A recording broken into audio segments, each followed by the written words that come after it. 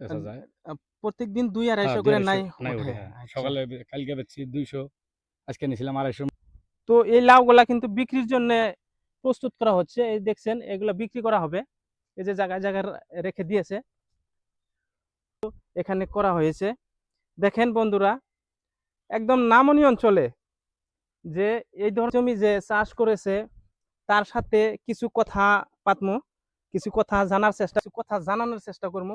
এই যে আপনি কতটুকু জমির মাঝ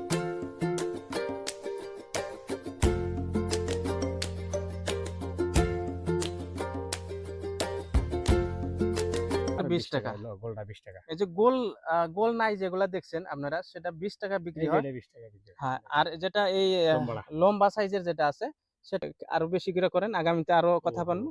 ঠিক আছে? হবো, হবো, ঠিক আছে। হবো।